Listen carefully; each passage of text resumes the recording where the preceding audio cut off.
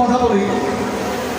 আপনারা অনেকেই ইলেকট্রিসিটিটা যে বানিয়েছে থমাস এডিসন, ওনার নামটা বলে অনেকে শুনেছেন।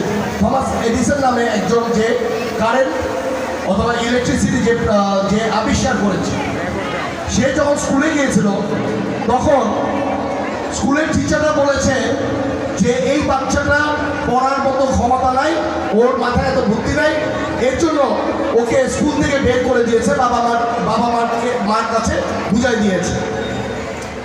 বাচ্চাটা যখন বাসায় এসেছে তখন মাকে কোশ্চেন করেছিল, মা আমি স্কুলে কি আর যেতে পারবো না?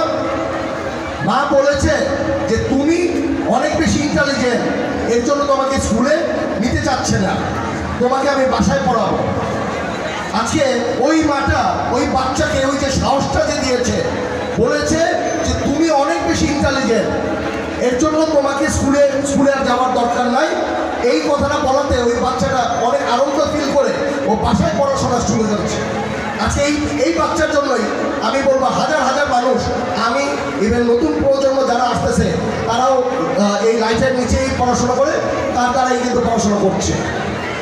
আমি প্যারেন্টসের উপলক্ষে আমি কয়েকটা কথা বলি যে কখনো বাচ্চাকে মনে কষ্ট দিবেন না, ইভেন বাচ্চাকে বলবেন না যে এটা তোমার দ্বারা সম্ভব না। বাচ্চাকে সবসময় বলবেন তুমি সব কিছু পারবা, তুমি রূপগঞ্জকে চেঞ্জ করতে পারবা, তুমি এই দেশকে চেঞ্জ করতে পারবা। দেখবেন ইনশাল্লাহ এখান থেকে হাজার হাজার বাচ্চার জন্ম নেবে, যেই বাচ্চারা এই রূপগঞ্জ সারা এই বাংলাদেশকে ইনশাল্লাহ চেঞ্জ করে ছাড়বে।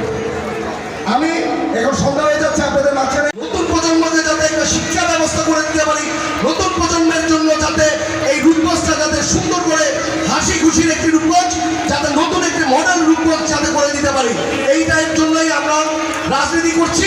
ইনশাল্লাহ আমি চেষ্টা করব যে আপনাদের কথা দিয়ে যাই, আপনাদেরকে নিয়ে একটি মডেল রূপগঞ্জ ইনশাল্লাহ আমরা করে তুলব। যাক, আপনারা সবাই